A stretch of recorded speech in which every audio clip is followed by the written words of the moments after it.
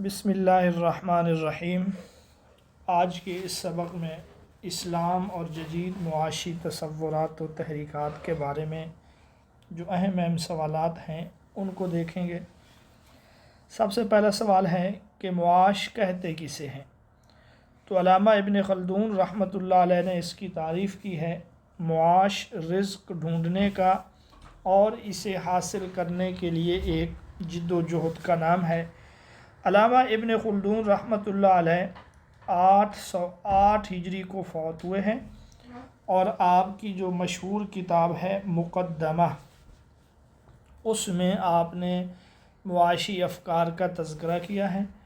آپ کو عمرانیات کا بانی سمجھا جاتا ہے۔ معاش سے مراد یہ ہے کہ انسان تجارت، زراعت اور صنعت کے ذریعے اپنی زندگی کی ضروریات پوری کرے۔ یہ علامہ الحریری رحمۃ اللہ علیہ نے تعریف کی ہے۔ غیر مسلم ماہرین معاشیات کو کتنے مکاتب فکر میں تقسیم کیا جاتا ہے؟ تو یہ 3 مکاتب فکر ہیں۔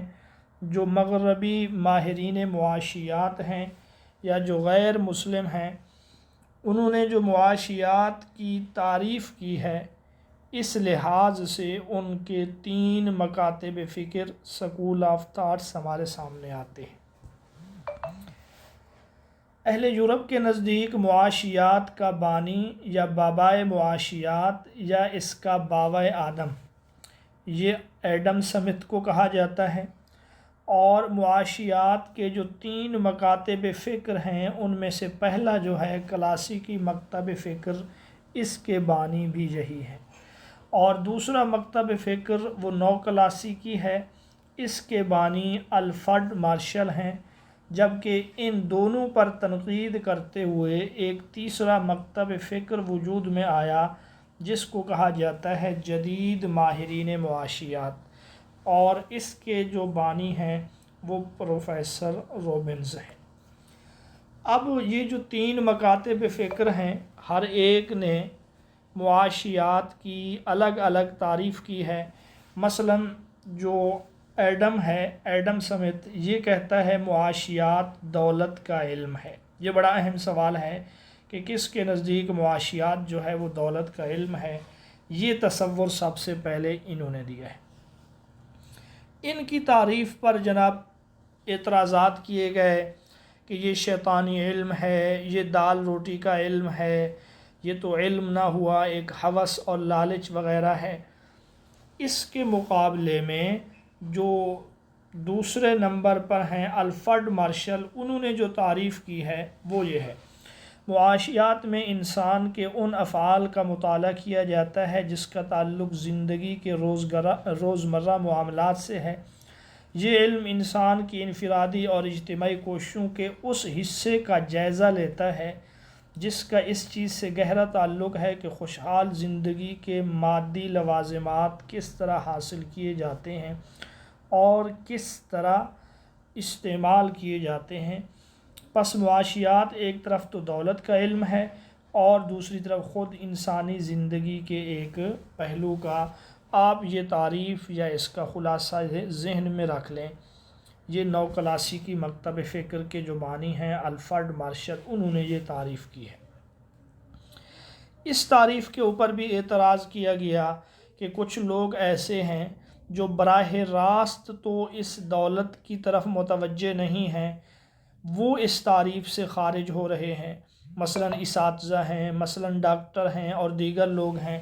اسی طریقے سے ان کی تعریف پر یہ اعتراض بھی اٹھایا گیا کہ جو ایک فلاح یا ایک مادی لوازمات جو ہیں، اس کے لیے پیمانہ کیا ہے، کیا معیار ہے۔ بہرحال اس کے مقابلے میں جو جدید ماہرین ہیں، انہوں نے تعریف یہ کی ہے: معاشیات ایسا علم ہے جس میں انسان کے اس طرز عمل کا مطالعہ کیا جاتا ہے کہ جو خواہشات کے بے شمار ہونے اور ذرائع کے محدود ہونے کی بنا پر اختیار کرتا ہے۔ تو گویا کہ یہاں اس تعریف میں آپ 2 باتیں ذہن میں رکھیں کہ خواہشات بے شمار ہیں، ہر انسان کی لامحدود خواہشات ہیں، جبکہ ان خواہشات کی تکمیل کے لیے جو ذرائع اور وسائل ہیں وہ محدود ہیں۔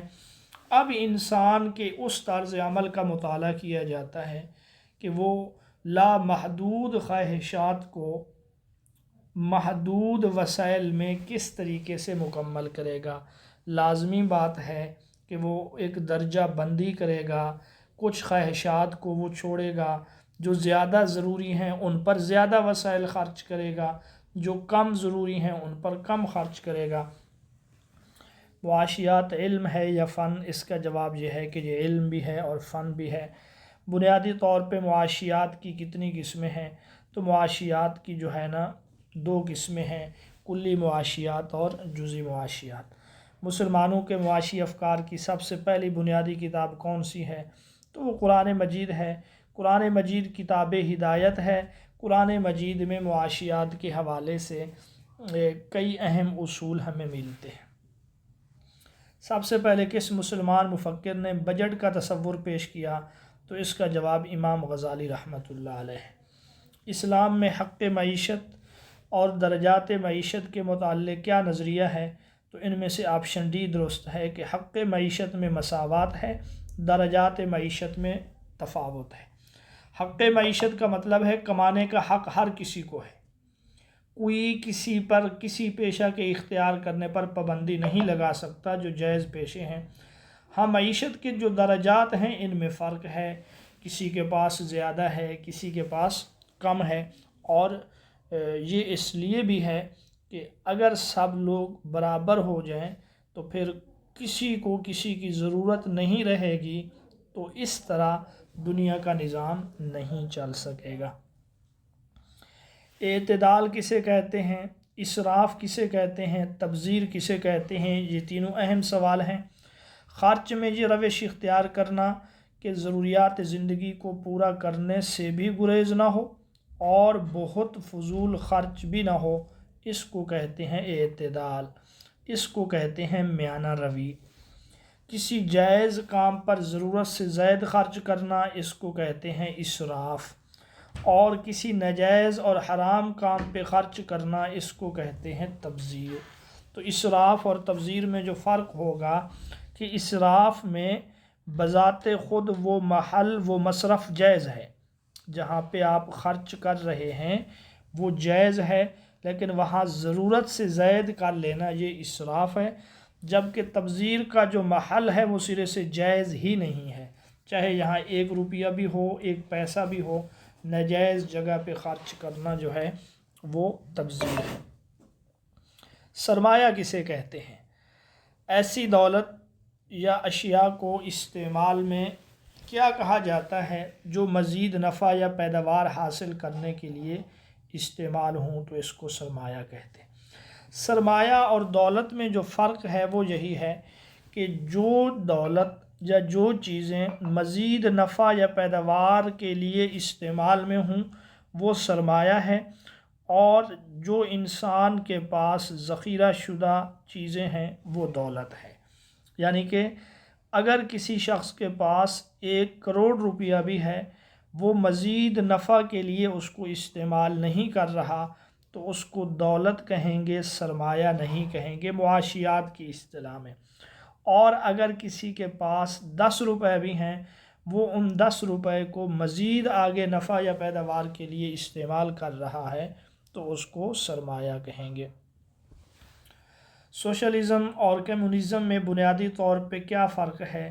تو کوئی فرق نہیں ہے، بس طریقہ انقلاب کا فرق ہے کہ جو کمیونزم ہے یہ خونی اور زور زبردستی کے قائل ہیں۔ سوشلزم کی بنیاد مشترکہ ملکیت کا تصور سب سے پہلے افلاطون نے پیش کیا تھا، جو یونانی گزرا ہے قبل مسیح افلاطون۔ اس نے مشترکہ ملکیت کا تصور پیش کیا، اور اس نے یہ بھی کہا کہ عورتیں جو ہیں وہ سب کی مشترکہ ہیں، اور اسی طرح دیگر چیزوں کے بارے میں بھی۔ سب سے پہلی اشتراکی حکومت 1917 میں روس میں قائم ہوئی۔ بتائیے یہ کس نے قائم کی؟ یہ لینن نے قائم کی تھی، اور یہ پہلی اشتراکی حکومت تھی، لیکن پھر یہ حکومت کامیاب نہیں ہو سکی۔ ہم بحیثیت اشتراکی اور مادہ پرست ہونے کے مذہب اور خدا کے دشمن ہیں۔ یہ الفاظ جو ہیں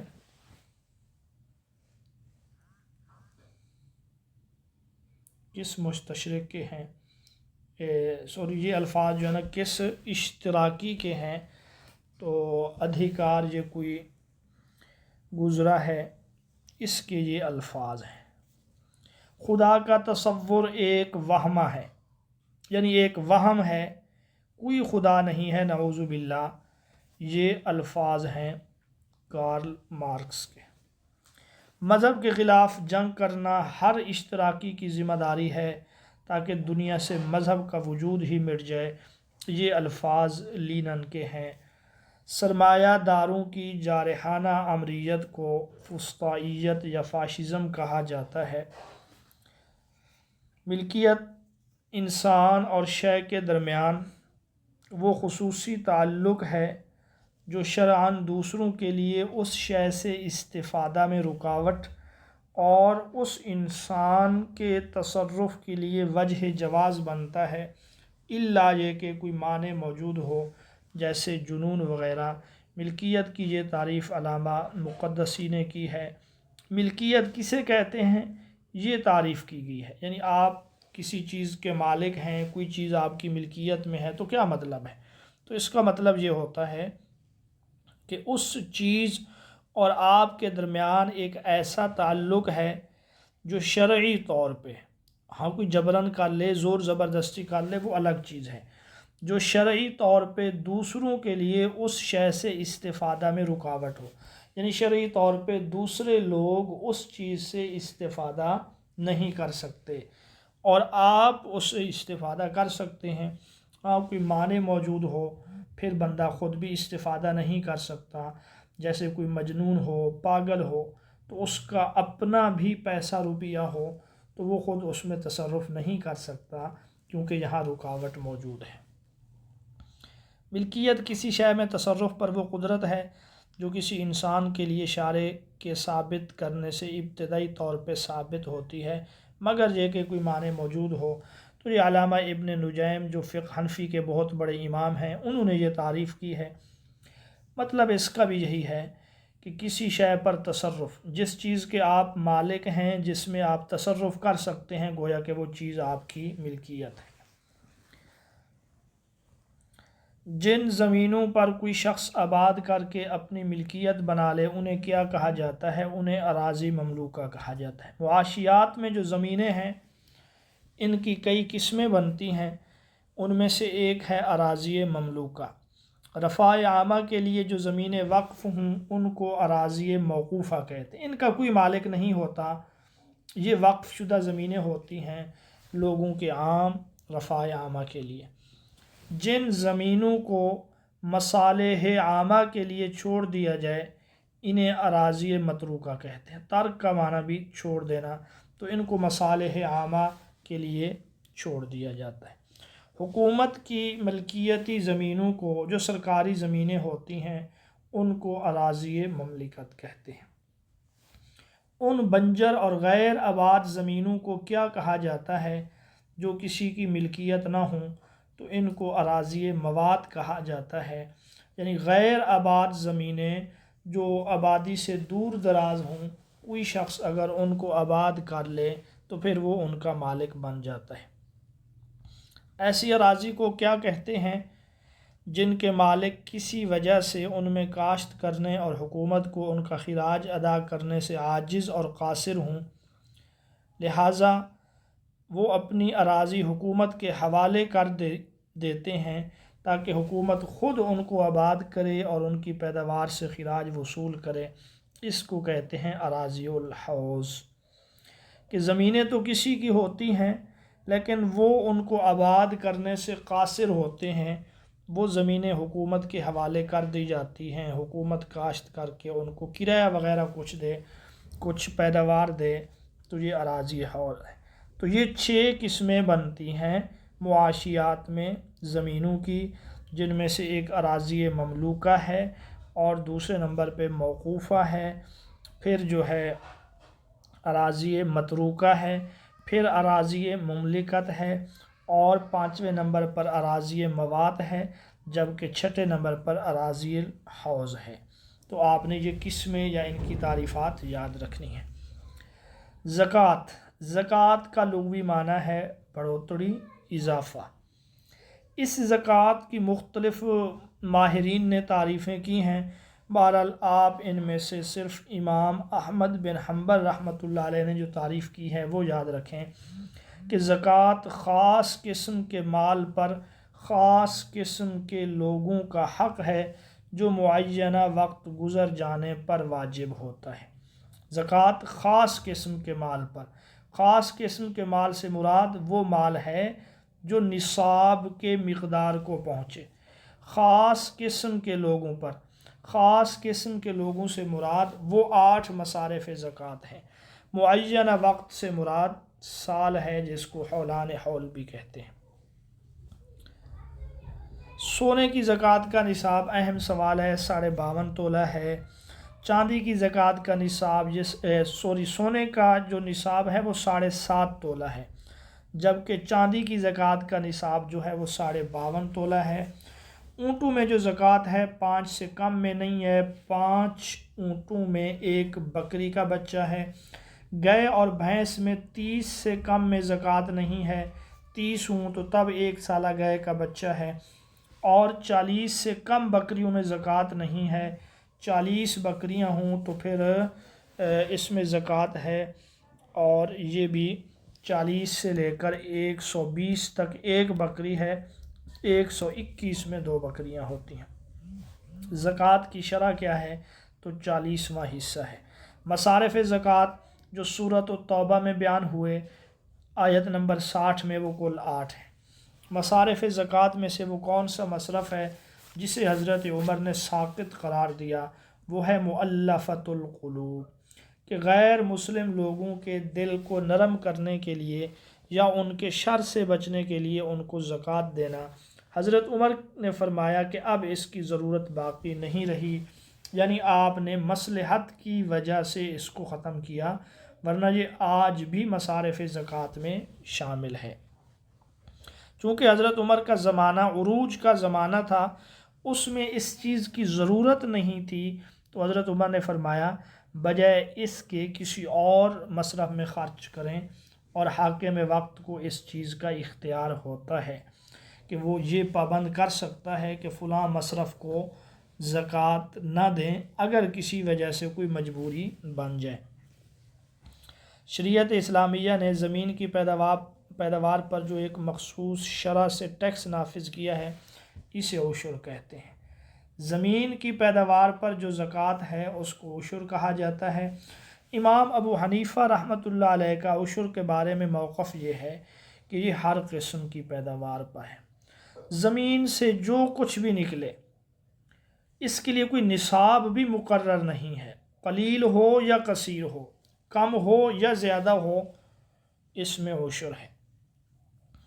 امام شافعی رحمۃ اللہ علیہ کے نزدیک عشر میں جو ہے وہ 5 وسق ہے، یعنی 5 وسق سے کم ہو تو تب عشر واجب نہیں ہے، ہاں 5 وسق یا اس سے زیادہ پیداوار ہو تب جو ہے زمین پر عشر واجب ہے۔ 1 وسق میں تقریباً 130 کلو گرام اور 500 گرام ہوتے ہیں۔ چشمے یا بارش وغیرہ سے خود بخود سیراب ہو جانے والی زمین میں عشر کی شرح جو ہے وہ 10واں حصہ ہے، اور اگر کنواں وغیرہ ہو جہاں خرید کا پانی ہو تو وہاں 20واں حصہ ہے۔ تو یہ ہمارے آج کے سوالات تھے۔ مزید جو معاشیات کے سوالات ہیں وہ انشاءاللہ کل آپ سے ڈسکس کریں گے۔